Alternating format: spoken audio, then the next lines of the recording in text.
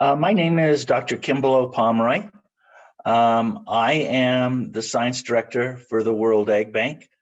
I am also a laboratory director for 2 offsite locations, and I'm very happy to be here as part of Aspire's program and present a short lecture on SARS-CoV-2 and some ideas of what we might be able to do to help prepare and protect ourselves and our patients. I have a couple disclosures. As I mentioned, I work for the World Egg Bank full-time. I'm a speaker for Fujifilm Irvine, and I'm on the scientific board for Art Compass, which is an application for helping to manage laboratories. And then I am currently the laboratory director for 2 offsite locations. So since the COVID outbreak, everyone's able to see how sloppy science is. With a new virus, every day brings new data and hypotheses have to be modified. The purpose of this lecture is not to just inform you about COVID and what is happening now, but to give you information that can help you decide what to do when new data on this virus becomes available. Finally, I will present some potential responses to the virus that one can take to safeguard our patients and ourselves. I think there's some key questions that we have to ask ourselves and that we need to understand in order to decide how we're going to respond to SARS-CoV. First of all, does SARS-CoV-2, which is the virus, infect ova, sperm, or embryos? Second, what must a cell have? What sort of devices must be on the cell, such as receptors, in order for SARS-CoV-2 to be able to infect it? And third, with what we know about SARS-CoV-2, how can we reduce the probability of infecting patients and staff members? I'm not going to go into a big detailed explanation of SARS-CoV-2, but just some very brief description of it. Remember, the virus is called SARS-CoV-2 and the disease is called COVID-19. Here are some of the important parts to remember about the virus. First, it's large, it's complex, it's an RNA virus with a membrane, and it has a spike, and it mutates a lot. The size is about 30 kb of a single strand of RNA, which is you can compare that to the flu virus, which is about 14 kb. The other thing is, I think that we need to understand that when we identify the virus in cells, we can't just look at whether there is RNA in the cells, because that may be chewed up pieces of RNA, and it doesn't necessarily indicate that that virus is infective. It just means that the virus entered that cell and became destroyed. And this is particularly important when we talk about using such things as the polymerase chain reaction in identifying the RNA of the virus. Next, I think we need to understand that the ACE2 receptor is a necessity for the infection of the virus. This ACE2 receptor is found on cells. This virus binds to this ACE2 receptor, and then in order to enter that cell, there has to be a cleavage of the spike of the virus with some enzyme. TMPRSS2 is the one that most people have reported as being the most important.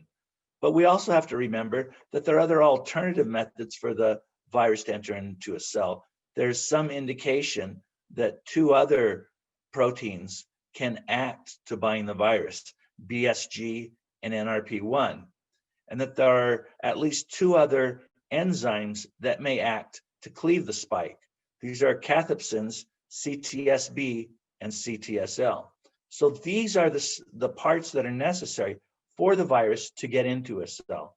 And we have to remember this because we're going to look at later and see which cells possess these specific proteins. And that will help us indicate whether or not the virus could even infect the cell. We also want to find out 2 things. We want to find out if the virus is in the human embryo when we're looking at embryos. So let's look at embryos first. And the most important thing we can ask is, can SARS-CoV-2 virus infect human embryos? So can we find the virus at all in embryos? That's never been examined. So the answer to that is We have no data. We don't know. The next thing you can do is look at for the presence of receptors and cofactors, meaning these enzymes, on human embryos. And if you can find those in human embryos, then you can conclude that the virus potentially could infect these cells. One must realize, though, you need co-expression of these.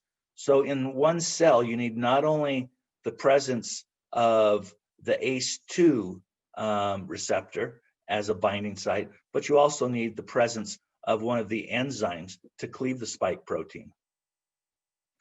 This has been examined, and we do know that if you inhibit TMPRSS2, one of the enzymes that COVID needs in order to cleave the spike protein, that it will inhibit the infection of that virus in a cell. So we can look at two different types of evidence about whether SARS-CoV-2 can infect these tissues. As I mentioned, we can look for the proteins, the receptor and enzyme, and this can be done, and it's mainly been done today using single RNA sequences. These are libraries that are in databases, and they've taken a single cell from specific cell lines, and they go ahead and they sequence out the mRNAs that are found in those cells. So one just needs to go to those databases and look to see whether ACE2 receptor or TMPRSS2 is found in specific cells. And this has been done for human embryos. And when we look at the data from this, I'm going to show you a diagram. If you look at the arrows, this was done by Weatherby et al. This year. It looks at mRNA expression. So it's actually looking for these sequences in this database. And you can see the blue arrows, which indicate where ACE2 is found. On the left is a day 6 to day 7 blastocyst. And on the right is a pre-gastrula embryo from day 11 to day 12. And the red arrows indicate TMPRSS2. And if we look at this diagram, we can see that there are cases where both of these are present in the early embryo and in the pre-gastrula. So there theoretically is the ability of SARS-CoV-2 to enter into viruses. Let's look at the next tissue type. We want to look at the ovary and ova and see whether SARS-CoV-2 has been detected in these cells and whether it has the mRNA or the proteins for the virus to bind to gain entry into these cells. I'm sorry. This study was done by Reese et al. And they looked and found, and this was done in 2011, and they found that the ACE2 receptor was expressed in the human ovary. Later on, it was found that in the non-human primate in ovarian tissue, they found expression of the ACE2 receptor and TMPRSS2, but they did not find co-expression of both of these in the same cell. It is interesting to note that in the studies that have been done and that have looked into these RNA libraries of single cells, they have found that ACE2 receptors was expressed at a very low level in less than 5% of the stroma. And in all of these cases, the co-expression of the ACE2 receptor was not found with TMPRSS2. One very interesting study that has not been published, they were actually stimulating patients for IVF.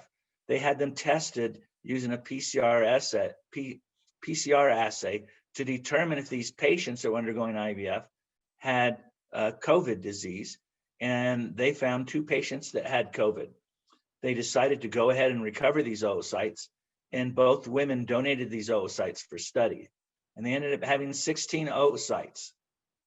So these are 16 oocytes from women that were positive for COVID-19. And they found the ACE2 receptor first in 5 of 16 oocytes. They didn't find TMPRSS2 in any of the oocytes. They found the other alternative binding site for the virus, BSG in 15 of 16 oocytes, and they found the proteases, the alternatives to TMPRSS2, these proteases were CTSL, in all the ova. So it looks like at least there's a possibility that the virus could bind and enter into the oocyte, but they found no viral RNA in any of the 16 oocytes from these SARS-CoV-2 positive women. Now, the third tissue that we want to look at is the testes. So the things that we're looking for, remember again, once again, are the ACE2 receptor and then the enzymes. And they were not detected in the single cell transcriptome data from the databases. They could not find ACE2 or TMPRSS2 in the testes. When they examined men, this was done by Pan et al. In 2020, the virus was not found in the semen of men that were 8 to 75 days from diagnosis of COVID-2. Now, there was another study that was done that did find viral RNA in the semen. In any of these sort of studies, one always has to ask, how did they isolate the virus from the tissue in question? Could it be contaminated with some other tissue? In the case of the oocyte, could it be contaminated with cumulocells?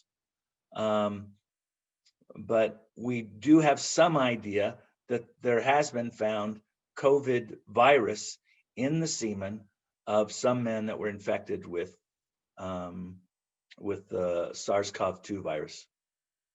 What's interesting to me, though, is that Stapley et al. In 2020 did a look with the single cell RNA sequencing data from these databases and did not find ACE2 or TMPRSS2 co-expression in any of the testicular cells or sperm that they examined. So I think the next question we need to ask ourselves is we need to ask some very important questions. We know a little bit about where we could possibly look for the virus, but working in the laboratory during this unsure time, it's difficult. And as embryologists and scientists, we're asked by physicians, and we often worry ourselves, what are the risks of this disease? A sub-question is, what are the risks of cross-contamination in this era of COVID? In other words, if we store an infected embryo with COVID in the same tank with our clean tissue, will it cross-contaminate? I think this risk is very, very low. And you can examine a discussion of this in an article that I wrote in Human Reproduction. Finally, we have to ask ourselves, what can I do to mitigate these risks? And we're going to talk about that in the last slides that we look at. We have to remember that for every action or inaction, there are costs and benefits, and we must look at both. For example, to keep the lab clean and to kill pathogens, what if we decide to use formaldehyde to clean all the surfaces? It might do that, but one of the costs of it is we might be potentially killing some of our embryos or even increasing cancer risk to the embryologists. And there are other decisions that we can make on how to change our procedures in order to reduce the chance of passing on this SARS-CoV-2 virus, but adding a new protocol may take time to learn it. And we could also be damaging patients' chance for becoming pregnant. So I tried to look at what would be the worst case scenario, because this would be one of the most likely things to happen, and it could affect many people. I think the worst case scenario we have with working with COVID-2 is that we have an outbreak in our clinic that where either a patient becomes infected or that one of the laboratory people or clinical people become infected. I know of a case of a friend of mine that had a patient that had COVID, and this patient later died. And unfortunately, it also caused a 20-day quarantine of many hospital workers. This small hospital could not function. They did no IVS cases as the lone embryologists and physicians were in quarantine. The only thing worse would be to not quarantine and become known as a hotbed of COVID, though. So I think the quarantining is an important part of protecting oneself during this time of COVID. So what do you do to present this scenario? Many things we have looked at. You could isolate healthcare workers, use PPEs like masks, gloves, shields, do social distancing at work, at home, and doing split shifts so not everyone's exposed at the same time, and do testing. These are things we could do. Now, we have accumulated a lot of data on the potential for infecting patients with other diseases. All of these diseases here have probably come through our lab at some time. They're all around us. And the things that we practice in our clinics have made it such that in general, these things don't get passed on to patients or to staff members. So we do have some data by looking at other viruses and seeing what have we done to decrease their ability to cause an infection or contamination. We can look at prior to COVID-19 and see what has been the risk of disease transmission to and between human embryos, gametes, and reproductive tissue in production while we're making them and in cryo storage. But we don't have a lot of data. So that one of the best pieces of data we can look at is what's happened in livestock, mainly in cattle. We have a lot of cases where cattle have been used as models. And in this case, it's very appropriate because we have many livestock that are propagated through inseminations and embryo transfer. So first of all, I want to mention that we need to think about semen. Semen does have a very big potential for contamination with bacteria and viruses, mainly because it contains blood products such as leukocytes, and there are many viruses or bacteria that can infect those leukocytes. There are a large number of cells. We're not dealing with just one oocyte, but we're dealing with millions of sperm. There's one case that occurred in the 80s where men did not report accurately some of their behaviors, and they actually were men that were positive for HIV, and they were in they were in several donor sperm banks. And when they were used, out of the 199 inseminations, 7 women contracted HIV. So I think that we should know that semen has a good potential as a vector for disease. The 2 best studies that indicate that embryos are not good vectors for disease. The first one is an experimental done by Kimball in 2003. And this is a case where the mouse hepatitis virus and P. pneumotropica were stored in cryovials. And these are common pathogens of mice. And then they had mouse embryos in cryovials. And after 1 year of thaw and transfer of the embryos, they looked at the offspring and they found none of the offspring passed on these diseases, nor were any of these viruses found in nitrogen. So the risk for cross-contamination, I would say, is very negligible. And one of the best studies done by Anna Cobo in 2012 looked at HIV and Hep B or Hep C patients in IVF. She had 24 patients that had various titers of either HIV, Hep B, or Hep C. And then as they were doing the IVF cases, and some of them had very high titers, they screened the follicular fluid, the culture media, and then the liquid nitrogen used for storage and tried to detect these viruses. And all of them were negative, despite the fact that some of them had a viral load of over 18,000 copies per milliliter to over 2 million copies per milliliter. And I think this is a great study indicating that it is very difficult for viruses, in this case, to infect embryos. Part of the strength of the virus of the embryo may actually be the zona pellucida, which acts as a shield around the embryo and the oocyte. And if the virus does not have a receptor on the zona pellucida, it'd be very difficult to pass down to the resulting offspring. There have been at least 6 studies that were done in cattle with different viruses, where they deliberately exposed the bovine embryos to these viruses. And in all cases, these embryos ended up not being contaminated by the virus when they measured them. I should mention one case in which there is evidence that you can contaminate viruses, embryos with viruses. This is a study done by Bielansky in 2000, and he added large concentrations of different viruses, BVDV, BIV, and BHV. These are bovine viruses, to liquid nitrogen, very low volume of liquid nitrogen. And then he put embryos in open and closed straws. And he found that they did find some BVDV and BHV on the embryos in open straws, but there were none found in the closed straws. And BIV was not found in either closed straws or open straws.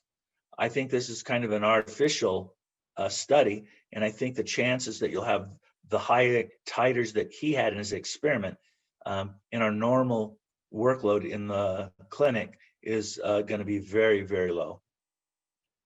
And I think one of the main reasons is because what we do with our system of IVF actually is the solution. It's the solution to get rid of especially viruses and other microorganisms that don't bind the zona pellucida. And here is an example. This was given to me by a fellow embryologist, and he did calculations. If you had 25 microliter drops, which is what a lot of us use, and you transferred your tissue in 1 microliter drops, so you're essentially doing a 1 in 25 dilution. When you went from collecting the eggs and the rinses that you did and culturing the eggs and the rinses that you did, you'd get about a 1 to 1 million dilution. If you then went ahead and vitrified and warmed those, you had about a 1 to 6.6 trillion dilution. So this dilution is going to remove basically any of the virus that is co-pipetted with your embryo or your oocyte. So why have not these viruses that we find all around us, the soup that is in our laboratory, why are they not a pathogen that we find in the tissue that we harvest and that we cryopreserve? Number one, it may be because of protection by the zona pellucida. Second of all, the pathogen may not be able to bind the zona pellucida or even the embryo. They may not have the receptors necessary. And then we do so much dilution of our materials that the pathogen gets diluted out. And finally, we have to remember, one virus very seldom will cause an infection. So we may just have an insufficient titer of pathogen to cause an infection. So how can we handle these risks of contamination with SARS-CoV-2 now that we see what's happened in the past in livestock? First of all, we can do the same things we've done in the past for sexually transmitted diseases. Number one, maintain the high dilutions that we have. And number two, quarantine cryopreservation tanks. That's also been another thing that's worked. Some people have decided that they were so leery of having cross-contamination storage that they would go to using dry liquid nitrogen or vapor storage. I think the risk of using vapor storage are too high to warrant using them for something that is not very probable. I think that you have a risk of having a low volume of liquid nitrogen in these tanks that use vapor, that the safety level, if you do become low of liquid nitrogen, is too risky, and the tissue could warm up, as has been done in at least one case here in the United States. So what can we do to reduce risk? I'm not going to tell you what to do. I'm going to give you some examples of what you can think about doing, because I think everyone has to decide for themselves. And as we get more information, it may necessitate taking stricter measures. But if you want to read an article by myself and Mitch Shiwi that just got published, we talk about best practices in this time of COVID. First of all, I think you need to make sure you protect the embryologist. You should do fastidious cleaning of outside of the laboratory and inside the laboratory, and make sure that you're using detergent. Fourth, you need to isolate the patient. Isolate the patient, especially from the laboratory staff, but also from the clinical staff. Masks, I think, are important, but we have to remember they're not cure-alls, just as hand washing is not a cure-all. And finally, I think a lot of people have used questionnaires and temperature checks on everyone that enters the clinic or the laboratory. And these are things that one can practice. Another thing that has been used is collection at home. Most of us in the IVF lab had people collect in our collection rooms at the clinic, but collecting at home will make it such that the man does not have to come into the clinic and potentially contaminate people that are in the clinic. You can also do testing of the men, a PCR testing of men, or quarantining. And I find very interesting a device called the Nitacon Pro Insert, which I have diagrammed here. This is a method that has been used in the past to be able to purify sperm without contamination of microorganisms. Now, I know it's not been tested for SARS-CoV-2, but I think it's something we can look into, and it would be safer than the normal methods, especially any centrifugation methods where we're potentially centrifuging virus and sperm. A new device is the Zymote device by Zymote Fertility. And this device can be used to also help one to remove sperm from semen without a centrifugation step. For ova, which I don't think are very likely to be big risks, we could once again do PCR testing and quarantining of the patients. I think it would be very easy to implement, making sure you remove ova very quickly from the aspirate, and that would mean that they would have less chance to become adhered to by the virus. We could remove the cumulus cells quickly and isolate them in new media. There is a technique that's used in the cattle industry where embryos are treated with trypsin to remove potential binding sites on the outside of a zona pellucida, and this could be looked at. Dilution, which is a great method that we do it really without any effort. We just want to make sure that we keep these dilution steps very high. And the other thing is ICSI. When we breach the zona pellucida, that is where we have the potential for entry through this shield of the zona pellucida, where it can get into the ova. For embryos, I think we should consider PCR testing and quarantining again of the people that are producing these embryos, meaning the sperm donor and the egg donor. Trypsin treatment could also be used, although it's experimental. I mentioned dilution. Make sure we keep our dilution steps, increase them potentially. Another thing, we might want to make sure that we do earlier transfers. If we hatch these embryos, there will be a breach in the zona pellucida. We want to avoid this in order to avoid the chance of the virus getting into the embryo itself. So transferring prior to hatching. And I think finally something that should be considered is if we are doing biopsies, maybe we should make our patients where we do the biopsies, we should restrict those drastically so that we don't have this open breach in the zona pellucida from which a virus may be able to enter. Finally, for cryopreservation, some people have mentioned the use of open and closed devices for cryopreservation. I think that's a good idea if you are afraid of cross-contamination. I think that the risk of cross-contamination is very low, and I think the probability of changing your protocol by using a new device may be too high in not being as efficient in vitrifying those embryos or oocytes. I think maybe you can identify the zona intact and separate those from those that are compromised, where the zona has a hole in it or the zona is cracked, and vitrify those separately and mark them so you know which ones they are in case we have more information in the future that tells us of a potential for contamination with the compromised zona pellucida. Another thing that can be done is there's a new method that can be used to sterilize liquid nitrogen. And this may be something that should be looked into. But at the very minimum, we should use new liquid nitrogen for vitrification of each patient so that we don't contaminate one patient with another patient's potential SARS-CoV-2. I think we need to learn to be flexible and adapt to changes as we learn more about COVID as this story develops.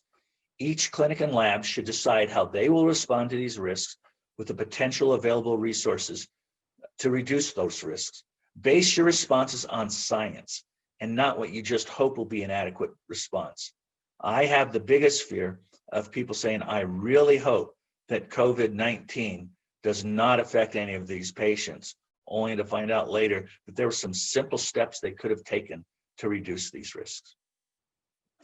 Thank you very much for listening, and I appreciate very much Aspire allowing me to give this discussion.